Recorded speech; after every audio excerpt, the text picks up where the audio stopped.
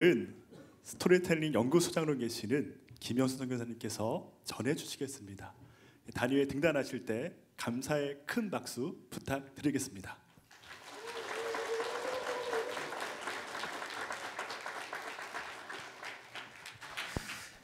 오늘 찬양 어떠셨나요? 제가 그 성경 번역을 할 때 가장 중요한 게 마음의 언어로 하나님의 진리를 전달하는 게 굉장히 중요하다. 왜냐하면 자기의 마음의 언어로 듣게 되면 금방금방 감흥이 오고 느껴지기 때문에 그런 거죠. 물론 진리의 내용 자체는 공용어로 번역하든 외국어로 번역하든 그 사람이 알아들 수 있는 언어로 번역하면 되죠. 하지만 그 마음의 언어라는 것은 감흥이 느껴지는 거죠. 찬양도 똑같습니다. 우리의 튠을 쓰기 때문에 튠을 쓰면 훨씬 우리에게 정서적으로 금방 와닿는 뭐가 있죠. 제가 성경 번역하면서 한 40곡 정도를 번역을 했는데, 노래를, 왜냐하면 거기서 예배를 드리니까요. 그런데 외부에서, 우리나라에서, 미국에서 굉장히 유명한 가스펠송을 번역해도 우리 부족 사람들의 대부분의 반응이 별로 안 좋아요. 왜냐하면 정서가 서로 다르기 때문에 그래요. 그런데 제가 음악에 재질이 없지만 우리 동네에 음악이 재질이 있는 청년 2명과 함께 어줍지 않은 작곡을 하나 했어요. 그러니까 그 사람들이 쓰는 튠으로 번역을 한 거예요. 노래를 하나 만든 거예요. 그런데 그 40곡 중에 그 노래가 가장 인기가 있었고, 동네 아이들이 지나가면서, 어른들이 지나가면서 흥얼거리는 그 가스펠송이 그 튠이에요. 그러니까 이 곡조에도, 이 노래에도, 음악에도 얼마나 그들의 마음의 곡조가 얼마나 중요한가, 그걸 알 수가 있을 것 같습니다. 오늘 설교는 그런 것에 관한 건 아니고, 오늘은 특별히 이제 제가 해보니까 18번을 사사기를 강의를 했네요. 오늘이 18번 마지막 사사기 강의가 되겠습니다. 오늘 이 강의를 설명하기 전에 제가 함께 모시고 온 분이 있어서 여러분에게 간단히 그분을 소개하고 설교를 시작하도록 하겠습니다. 지금 한국의 선교사들이 중국에서, 그리고 중앙아시아에서 너무 많이 지금 추방됐기 때문에 사실 한국 선교가 굉장히 위축된 게 사실이에요. 그런데 모든 걸 주관하고 하시는 하나님께서 그 일을 허락하실 때는 하나님 쪽에서의 계획이 있을 거라고 저는 믿습니다. 그 중에 하나가 뭐겠는가 생각해 보면, 이제는 중앙아시아 사람들, 중국에 있는 분들, 그분들을 훈련시켜서 그분들이 신학교하고 그분들이 지도자 키우고 그분들이 선교할 수 있도록 도와주는 것이 한국 선교사의 역할이라고 제가 요즘에 생각을 많이 하고 있습니다. 그래서 요즘에 제가 스토리텔링을 가지고 해외를 많이 나가기도 하지만, 또 하나 중요한 것은 그곳에 있는 지하 신학교 신학생들을, 목회자들을 키우는 거라고 제가 요즘에 생각을 많이 하고 있습니다. 성도님 중에 이런 분이 계셔요. 스토리텔링 사역연구소라고 그러는데, 스토리텔링 사역연구소가 뭐 하는 곳입니까? 그렇게 묻는 분이 있어서 아예 연관을 지어서 설명하자면, 이 스토리텔링 사역연구소는 성경의 75%가 이야기로 되어 있고, 복음을 받지 못한 미전도 종족의 75%가 구전으로 사는, 이야기로 사는 사람들이기에 그들에게 성경의 75%가 이야기인 그 내용을 이야기 방식으로 전해주는 게 효과적이지 않겠느냐, 그렇게 해서 생겨난 선교단체이고, 이걸 가지고 뭘 할 수 있는가? 5가지를 할 수 있어요. 전도할 수 있고, 성경 공부할 수 있고, 주일학교 공과 교육할 수 있고, 신학교육할 수 있고, 설교할 수 있습니다. 그러던 중에 제가 재작년에 이제 북경에 갔다가 한 그 한국 선교사님이 신학교를 한 15년 하셨다는데, 중국에서 굉장히 크게 하세요. 지금 그분이 가르치는 중국 신학생이 550명이에요. 15개 신학교로 나눠져 있고, 자기가 15년 선교를 해보니까, 신학교를 해보니까 가장 어려운 과목이 있더라는 것이에요. 그게 뭡니까? 물었더니 조직신학이 어렵대요. 이 조직신학은 성경의 모든 내용을, 성경을 잘 아는 사람이 조직적으로, 체계적으로, 철학적으로, 주제별로 다 묶어놓은 것이에요. 그래서 하나님에 관한 것을 묶어놓으면 신론이라고 그러고, 예수님에 관해서 묶어놓은 건 기독론이라고 그러고, 인간에 관해서 묶어놓은 건 인간론이라고 그러고, 교회, 교회론, 저 마지막에 가면 종말론, 그렇게 되는 건데, 이게 가르칠 때도 어렵고, 배우는 사람도 재미없고, 기억에도 안 남고, 공부는 해야 될 것 같고, 너무 힘들다는 거예요. 제가 그 얘기를 듣고 한 1년 정도 고민하면서 뭘 생각했냐면, 그럼 조직신학이 어디서 나온 건가? 성경에서 나온 거잖아요. 성경에서 나왔다는 것은 성경 이야기에서 나왔다는 것인데, 이야기를 조직신학 체계로 엮으면 이 사람들이 이야기 쉽게 배우고 쉽게 가르치고 오랫동안 남았다가 기억했다가 조직신학을 머리로 생각할 수 있겠구나, 이런 생각을 하게 되었어요. 그래서 작년 1년 동안 제가 쓴 게 뭐냐면 성경 이야기로 풀어가는 조직신학을 썼어요. 아마 이제 조만간에 프리셉트에서 책이 나오기로 지금 편집 중에 있는데, 물론 저는 이건 이미 강연 만들어가지고 여러 군데서 강의를 했어요. 그러니까 하나님에 관한 이야기 8개 뽑아서 신론, 예수님에 관한 얘기 8개 뽑아서 기독론, 종말에 관한 얘기 8개 뽑아서 종말론. 그럼 7개 주제를 8개씩 하니까 56개 이야기를 쭉 시리즈로 공부하면, 공부한 사람들은 이야기가 남지만 이야기와 붙어있는 개념이 남고, 개념이 나오면 조직신학 체계가 머릿속에 잡히는 거죠. 이건 선교지 사람에만 필요한 게 아니라 모든 평신도 교육자들에게 다 필요한 것인데, 어쨌든 그걸 강의하다가 이제 이것을 중국말로 번역했으면 좋겠다, 강의할 때. 그래서 그 책을 중국말로 번역한 분이 오늘 오셨어요. 그래서 이제 틈나는 대로 지금 그 교정을 지금 보고 있고, 중국말로 책자를 내야 되니까 여러 가지 일로 오셨는데 마침 저와 연결이 되고, 그래서 제가 오늘 교회에 모시고 왔습니다. 남편분은 지금 천진에서 교포교회 담임 목사를 하시고, 이분은 사모님이신데 지금 여러 가지 일로 오셨고, 오늘 시간이 맞아서 저와 함께 예배를 참석했습니다. 그분이 정송화 사모님이세요.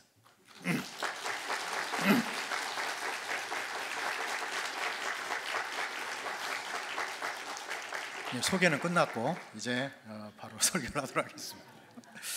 오늘 이 내용을 보시면 이 베냐민 집파 살상 사건이라고 제가 제목을 붙였는데, 참 기가 막히고 정말 처참한 사건이에요. 오늘 이 내용이 어떻게 시작하냐면 이스라엘의 왕이 없을 때라고 뒤에 있죠. 19장이 그렇고 18장이 그렇게 시작하죠. 이 18장의 그 처참한 사건이 19장에서 반복되는 그런 조짐을 보여주는 것이 아마 19장의 시작일 것 같아요. 오늘 이 사건은 19장부터 21장까지 다 이어져 있습니다. 그래서 17장, 18장 지난 시간에 살펴봤던 미가 사건이 바로 하나님 없이 자기 멋대로 사는, 자기 소견대로 사는 사람들의 종교적 타락상을 보여주는 것이라면, 오늘 19장부터 21장까지 나와 있는 이 사건은 이제 윤리적 생활에서의 타락은 어떤가를 보여주는 사건이 바로 그 사건이 되겠습니다. 오늘 보면 레위인이 첩을 두고 있어요. 이스라엘 사람들은 첩을 두지 못하도록 하나님께서 이미 오래전에 금하셨어요. 그런데도 불구하고 출애굽기 21장, 신명기 21장에 금하고 있는데 이 사람은 첩을 두고 있어요. 그것도 레위인이면 누구냐면 지금의 성직자 그룹과는 똑같지는 않지만 가장 유사한 그룹이 그래도 성직 그룹이에요. 레위인들은 자기가 따로 땅을 갖지 않습니다. 이 사람들은 특별히 택함을 받은 사람들이고 하나님의 일에, 하나님의 성직에 봉사하도록 되어 있는 사람들이기 때문에 특별한 사람들인데, 그 특별한 사람이라고 불려지는 레위인이 첩을 두고 있다. 이건 그 당시 관행이었을 수는 있지만 이건 잘못된 것이죠. 어쨌든 그 사람이 첩을 두고 있었는데 첩이 떠났어요. 4개월 동안이나 친정에 가버렸어요. 그 이유에 대해서 우리 성경은 이렇게 되어 있습니다. 나쁜 짓을 저지른 후에 그 레위 사람에게, 그래서 이 첩이 나쁜 짓을 저질렀다고 우리 쉬운 성경은 번역을 하고 있지만 원래 성경 원문에는 짜나라는 단어를 썼어요. 그건 행음했다는 뜻이에요. 그러면 이 여자가 첩인데 행음을 하고 이제 또 쫓겨나가지고 자기 친정에 가 있는 것으로 볼 수 있죠. 그런데 이 짜나라는 단어가 또 다른 뜻이 있어요. 하나는 뭐냐면, 짜나는 다른 뜻은 뭐냐면 심하게 화가 나다, 그런 뜻이에요. 그래서 우리 성경에도 성경별로 좀 차이가 있습니다. 공동 번역이라든지 표준 세 번역이라든지 70인역이라든지 나티너, 벌게이트라는 성경에 보면 이 여자가 심히 화가 나서 친정으로 갔다고 되어 있어요. 그러면 이 여자가 왜 화가 났겠는가? 이 남자가 잘못 행동을 한 거죠. 그러니까 오히려 우리 성경은 지금 이 남자가 바르고 여자가 잘못해서 행음을 했기 때문에 쫓겨났거나 친정에 간 걸로 되어 있지만, 상당히 또 다른 많은 성경들은 이 남자 잘못으로 규정하고 있어요. 이 여자가 너무 화가 나서 친정으로 가버린 것이에요. 어쨌든 어떻게 보든지 간에 이 레위인이 첩을 두는 건 문제였는데, 첩과 4개월 헤어져 살고 나니까 이 레위인이 첩을 데리고 싶어진 거예요. 그래서 4개월 만에 이 첩의 친정에 가게 되죠. 그러자 이제 친정 아버지가 굉장히 이 사유를 잘해주게 됩니다. 그래서 3일 동안을 머물다가 나흘째 가려고 그러니까 하루 더 머물라. 그래서 나흘을 머물고 또 5일째 가려고 그러니까 또 머물라고 하는 것이에요. 그러자 이 레위인이 이제는 가겠다 하고 해가 질 무렵에 닷새째 되는 날 이 사람이 길을 나섭니다. 이 사람이 첩을 데려갈 때 종 하나를 데리고 갔고 나귀 2마리를 데리고 갔는데 이제 저녁 때 출발 늦게 해가지고 먼저 도착한 곳이 바로 여부스 성이에요. 이 여부스 성은 지금의 예루살렘 성입니다. 왜 여부스 성이 되었는가? 그 당시에 예루살렘에 이스라엘 사람들이 살지 않았어요. 여부스 족속이 살았어요. 그래서 여부스 성이라고 했어요. 이 여부스는 이 사람들이 길을 출발한 베들레헴에서 한 8km 내지 10km인데 이 레위인이 더 가자는 것이에요. 이 종은 여기서 묵자고 그랬는데, 왜냐하면 이 레위인의 주장이 뭐냐면 이것은 우리 동족이 아니지 않는가. 그래서 이제 8 내지 10km를 더 간 곳이 바로 여기에 문제의 기브아 성까지 가게 됩니다. 기브아 성은 이스라엘 사람들의 동족이 사는 곳이었고 베냐민 지파가 사는 곳이었습니다. 그래가지고 이제 그 저녁에 이미 해가 진 다음에 이제 도착을 하죠. 그래서 그날 밤에 그곳에 지내려고 갔는데 성 안에 거리에 앉아 있어도 아무도 이 사람을 맞이해 주는 사람이 없어요. 그 당시 풍습이, 그 당시 최고의 덕목이 뭐냐면 지나가는 사람, 행인들, 여행객들을 돌봐주는 것이에요. 그들에게 잠자리와 먹거리를 주는 게 최고의 덕목이었어요. 그런데 아무도 동족인 이 레위인을 맞이하지 않아요. 그러다가 에브라임 사람이 그 기브아에 살고 있었는데 한 사람이, 그 노인이 이 가족을 자기 집으로 초대를 하죠. 이제 안심이 될 만한 것이죠. 밤인데 잘 곳이 먹을 곳이 생겼으니까. 그런데 그 안심도 잠시. 그 동네에 있는 비류들이, 요즘 말로 하자면 조직 폭력배들이 그 집을 둘러싸고 욕을 하는 겁니다. 그 레위 사람을 내놓으라는 것이에요. 우리가 상관하겠다는 것이에요. 거기서 많이 듣던 낯설지 않은 표현이죠. 이게 바로 창세기 19장에 나와 있는 소돔과 고모라를 방문한 천사에 대해서 그들이 요구했던 내용이 이 내용이었어요. 우리가 상관하겠다. 그 사람 끌어내라는 거예요. 그러니까 이제 당황한 이 노인이, 이 주인이 이렇게 얘기를 하죠. 나에게는 시집가지 않은 딸이 있고 이 사람에게는 첩이 있다. 내가 내 딸과 이 첩을 너희들에게 줄 테니까 마음대로 하고 이 사람은 손대지 말라는 것이에요. 물론 이 사람의 마음 이해는 어느 정도 가죠. 자기 손님을 정말 안전하게 지켜주고 싶은. 그런데 이 사람 말이 정말 어처구니 없는 말이죠. 지금 밖에서 동성애를 하겠다라고 주장하는 그 사람들의 요구나, 여기에 내 딸이, 시집안 딸이 있고 첩이 있으니까 이 여자 둘을 데려다 마음대로 하고 이 여자는 손대지 말라 하는 제안이 그럴듯해 보이지만 아무 양심적, 윤리적 그런 자책도 없는 이런 일을 벌이게 되죠. 다급해진 이 레위인이 그러지 말고 내 첩을 내자. 그래가지고 자기 첩을 내보내요. 이 동네 사람들이 거기 보면 이제 무슨 단어를 쓰면 네발라라는 단어를 쓰는데, 네발라라는 히브리 말을 찾아보니까 그게 욕보했다 그 말인데, 이게 폭력적이고 집단적인 욕보임을 얘기합니다. 그러니까 이 첩을 밤새도록 동네 비류들이 윤관을 한 것이에요. 그리고 이 여자가 거의 죽게 돼가지고 이제 자기의 남편이 머물고 있는 그 집에 왔는데 문턱을 부여잡고 죽은 거예요. 그 집에 있는 남자들은 그동안 아무것도 안 했어요. 밤새도록 문 꼭꼭 잠그고 이 여자 내보내 놓고 이 여자가 윤관을 당해서 죽든지 말든지 관심도 없다가 아침 일찍 되니까 이 레위인이 일어나 보니까 그 여자가 자기 첩이 문턱에 죽어 있는 거예요. 이렇게 말하죠. 일어나라, 가자. 이 매몰차고 정말 양심도 없고 그런 일을 하는 것입니다. 이 여자가 보니까 죽어 있어요. 그래서 자기 나귀에 싣고 가죠.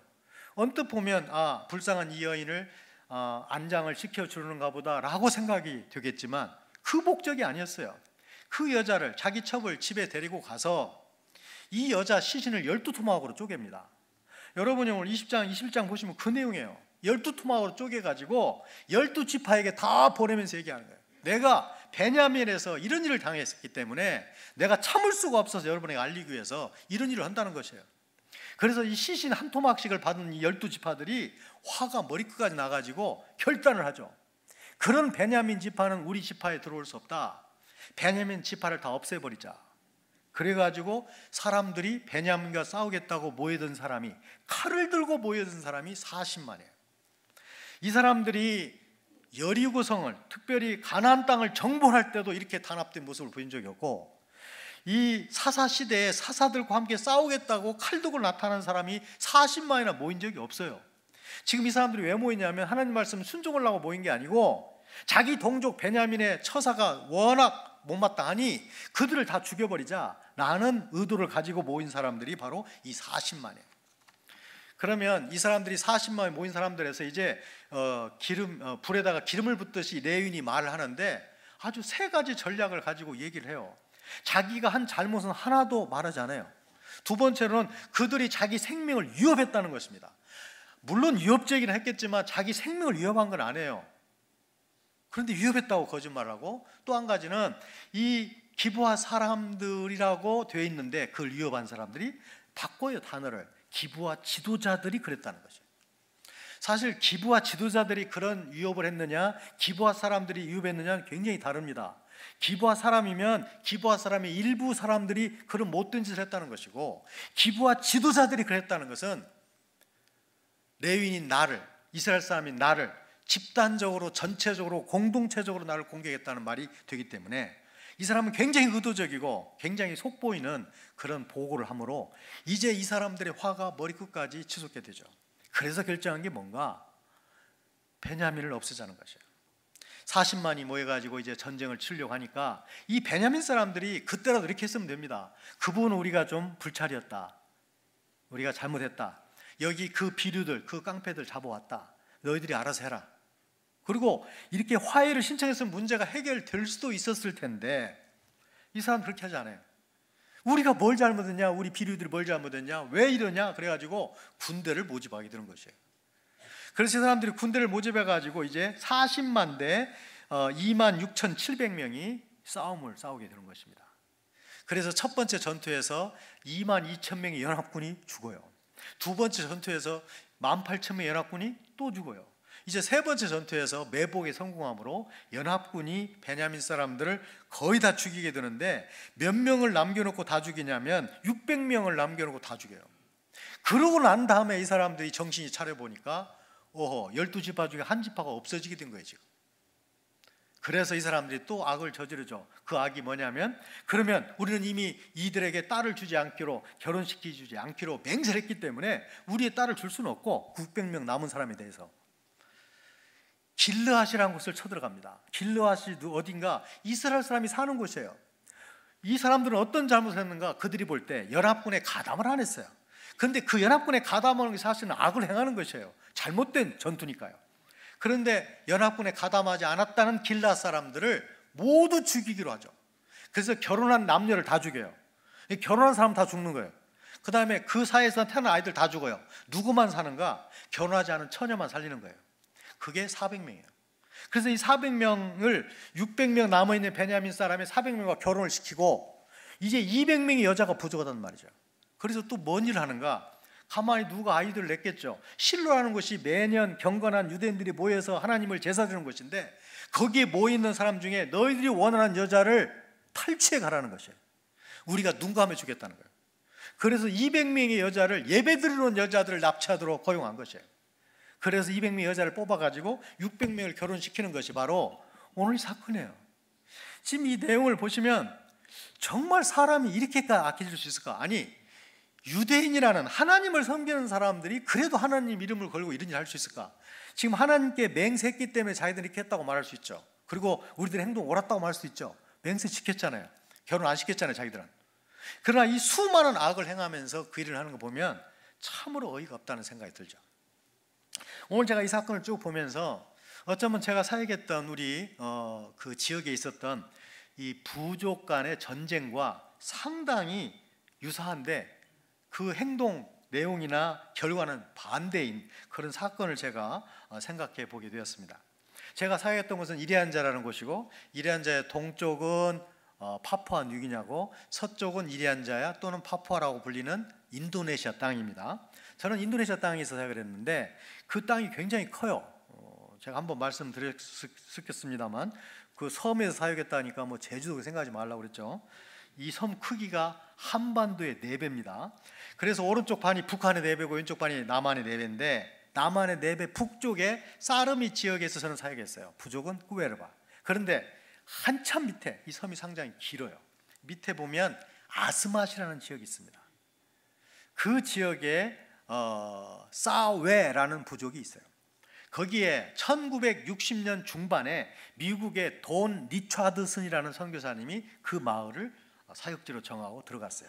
그분도 저처럼 그곳에서 성경 번역도 하고 사역을 하셨는데, 이분이 사역하면서 초기에 너무 힘들었어요. 말은 배워가지고 복음을 전하는데 예수님의 헌신, 희생, 십자가를 얘기해도 감동을 받지 않고, 하나님의 자기 외아들 죽이는 그런 사랑을 얘기해도 아무도 감동을 받지 않는 것이에요.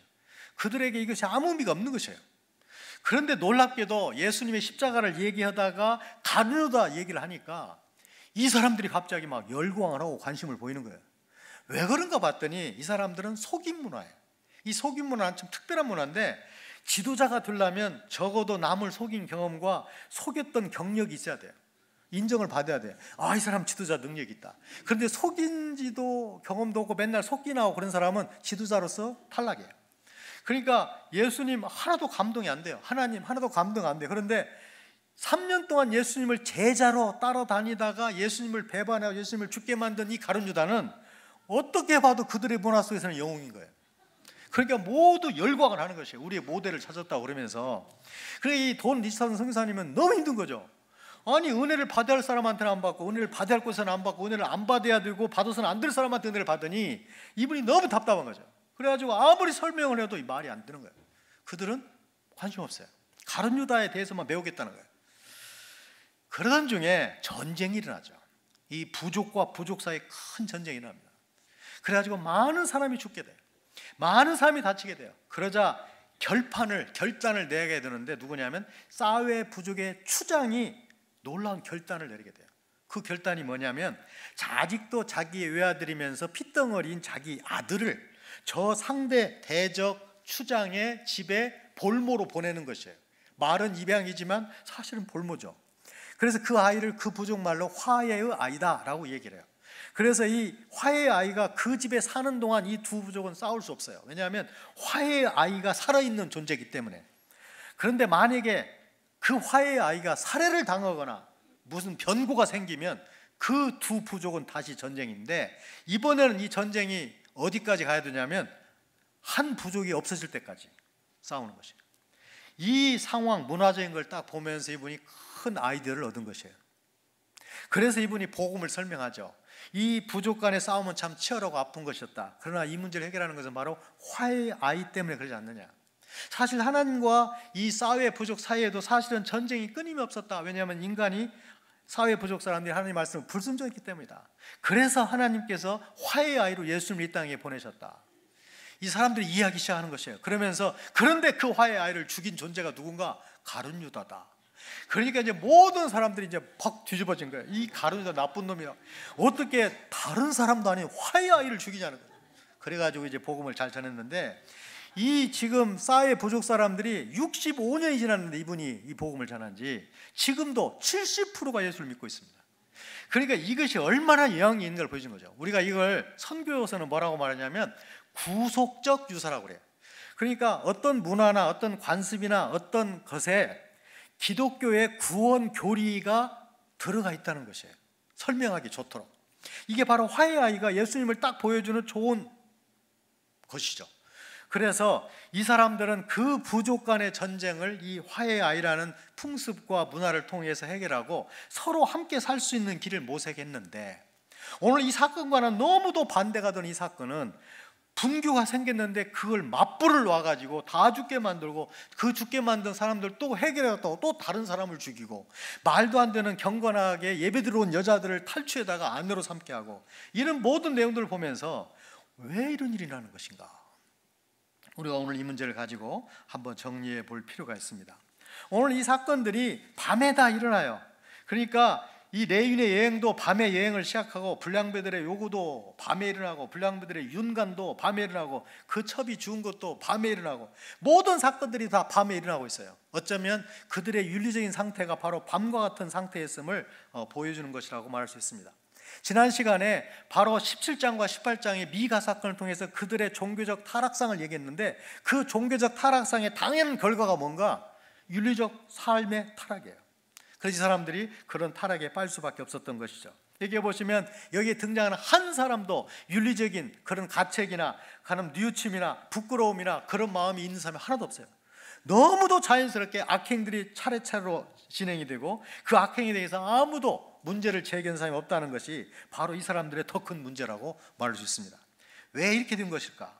이 사람들은 자기들끼리 싸워서 66,100명을 죽이게 되고, 그로 인해서 한 개 지파가 없을 위기까지 놓일 때까지 아무도 문제 제기를 하지 않고 아무도 여기에 대해서 매정함과 양심의 가책조차 없는, 왜 이런 지경에 이르게 된 것일까? 우리가 그것을 한번 생각해 본다면 오늘 사사기의 그게 결론이기도 하다고 말할 수 있습니다. 이런 사건이 일어난 다음에, 그래서 사사기 결론 21장 25절에 그때 이스라엘 왕이 없으므로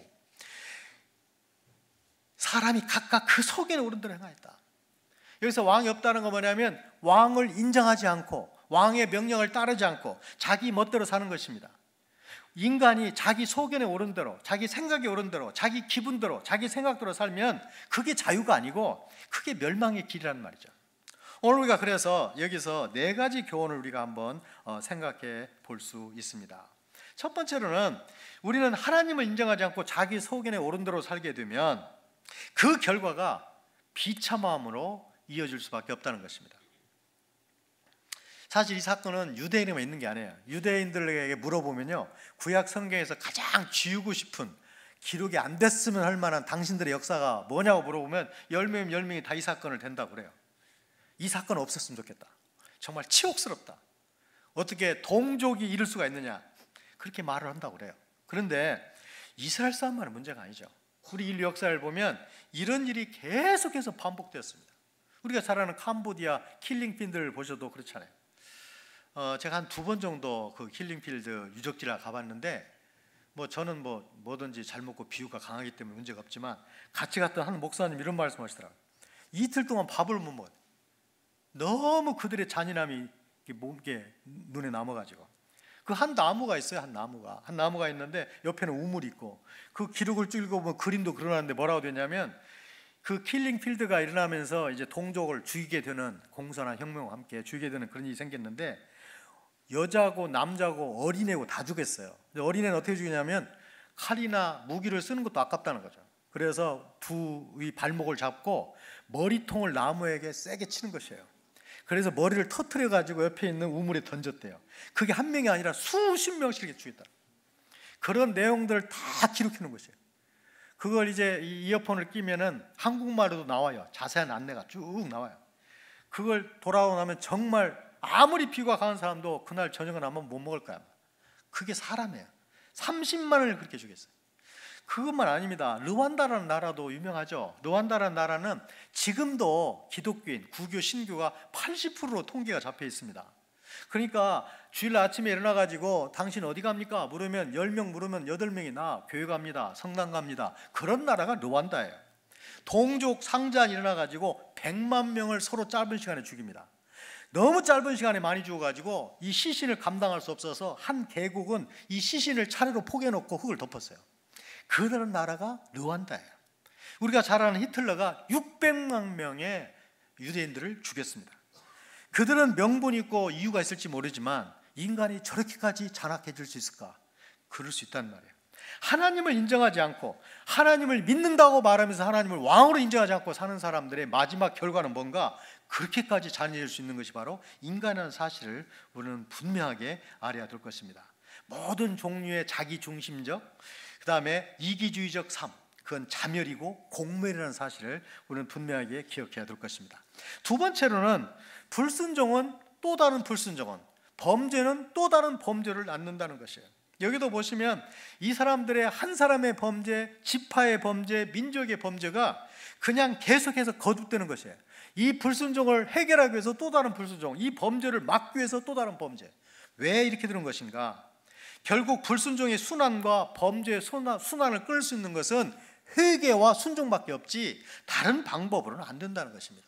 근데 이 사람들은 그 자명한 원리를 인정하지 않고 자기들의 방법대로 계속해서 불순종과 죄악을 거듭해서 짓는 것을 볼 수 있습니다. 세 번째로는 분노 중에, 범죄 중에 내리는 결론은 큰 재앙을 불러올 뿐이라는 것이에요. 지금 이 베냐민 지파를 죽이기로 한 이스라엘 사람들의 연합군의 결정이 분이 가득 찬 상태에서 저질러지죠. 그리고 베냐민 사람의 말은 하나도 들을 필요 없다고 생각하죠. 이 네 사람 이야기, 네 사람의 행동만 보고 모든 결정을 다 분노 중에 내리게 됩니다. 그렇게 되면 이런 일은 참여한 것이에요. 사실 우리 인류 역사에도 보면 한 사람의 분노가 집단의 분노를 만들고 그 집단의 분노가 국가를, 한 사회를 멸망으로 이끌었던 그런 예들이 심심치 않게 나타나고 있습니다. 그래서 성경은 절제라는 것을 얘기를 하죠. 성령의 그 귀한 9가지 열매 중에 왜 9번째가 절제라는 열매일까? 8가지 열매가 아무리 풍성하더라도 잘못 사용되면, 절제되지 않게 사용되면 그게 바로 악이 될 수 있다는 사실을 우리에게 경고해 주고 있는 것이죠. 좋은 열매 좋아요. 그러나 거기에 9번째 열매가 굉장히 중요한 마감재료다. 절제가 만약에 결여되어 있는 어떤 좋은 것도 사실은 위험할 수 있다는 것이죠. 우리가 잘 알고 있는 고린도서 13장의 사랑장에 보면 그 사랑 얘기를 하는데 어떻게 보면 사랑에는 덜 어울림 같은 4가지 똑같은 얘기를 하고 있습니다. 오래 참는 것이다. 사랑이. 사랑은 성내지 않는 것이다. 모든 걸 참는 것이다. 모든 걸 견디는 것이다. 왜 이 똑같은 얘기를 많지 않은 사랑의 덕목 중에 4번씩이나 반복할 것인가? 그게 바로 사실은 절제이기 때문에 그런 것이죠. 우리의 신앙생활에서 분노가 일어났을 때, 화가 났을 때는 절대로 결정을 내리지 않는 것이 지혜로운 것이고 잘하는 것이죠. 그 다음에 특별히 한 사람의 분노가 특별히 다른 사람에게 전이되지 않도록, 그건 사탄은 그걸 가장 좋아하는 것인데 공동체, 소그룹에, 교회 전체에 전이되지 않도록 우리가 최선을 다해야 되는데 절제를 통해서 그걸 쌓아놓아야 된다는 것입니다. 마지막으로는 이 사사기의 결론이자 우리 성경의 결론이기도 한데 결국 인간에게는 소망이 없다는 것이에요. 그리고 뭐라고 말하냐면 소망의 원천은 하나님밖에 없다는 것이에요. 만약에 우리가 사람에게 소망을 두고 사람에게 기대를 둔다면 반드시 그 사람은 실망하게 될 것입니다. 오늘 이 사사의 결론이 그것이에요. 하나님을 인정하지 않고, 하나님을 왕으로 인정하지 않고, 교회를 다닌다고 말하면서 신앙생활을 갖는다고 말하면서 하나님을 왕으로 인정하지 않고 사는 사람의 신앙생활의 결과가 무엇인가를 우리는 분명히 봐야 된다고 사사기는 우리에게 경고하고 있습니다. 제가 18번 동안 이 사사기를 여러분과 함께 말씀을 나누면서 얻은 결론이 그것이에요. 우리 인간에게 소망이 없구나, 하나님께만 있구나, 이 사실을 정말 인정하는 한 해가 된다면 우리가 우리를 믿다가 넘어지고 우리를 인정하다가 하나님 앞에서 오류를 범하는 것은 많이 줄일 수 있지 않겠는가, 그런 생각을 하게 됩니다. 제가 이제 이번에 4주 연속 왔기 때문에 몇 달 동안 오지 않겠습니다. 그리고 다음에 올 때는 새로운 책을 들고 오도록 하겠습니다. 신앙생활 잘 하시고 특별히 사사기 말씀 중에서 남아있던 그런 좋은 원리들, 좋은 지침들이 저와 여러분에게 큰 격려와 위로와 또 지침이 되어서 오늘 한 해를 주님 앞에서 바르게 사는, 열매를 드러내는 복된 한 해가 되기를 다시 한번 축원드립니다. 기도하겠습니다. 하나님 아버지, 참으로 감사합니다. 오늘도 저희들에게 복된 이 시간을 허락해 주셔서 함께 모여서 기도하고 찬양하고 경배하고 말씀 나눌 수 있는 은혜 주신 거 다시 한번 감사합니다. 하나님 아버지, 우리가 이 말씀을 들을 때마다, 나눌 때마다 하나님 그 말씀을 실천하려고 하는 우리 생활 속에서 작게라도 행동을 옮기려는 그런 마음을 잃지 않도록 하나님 도와주시고, 우리가 넘어진 한이 있더라도 반드시 실천해 갈 수 있는 저희들이 되게 주님 도와주옵소서. 하나님, 이제 우리 계속되고 있는 2019년에도 주님께서 기뻐하시는 그런 성숙의 한 해가 될 수 있도록 주님께서 우리 한 사람 한 사람의 마음과 또 생활과 가정과 또 삶을 주님 지켜주시고 붙들어 주옵소서. 귀한 시간 주신 것 감사합니다. 예수님의 이름으로 기도하였습니다.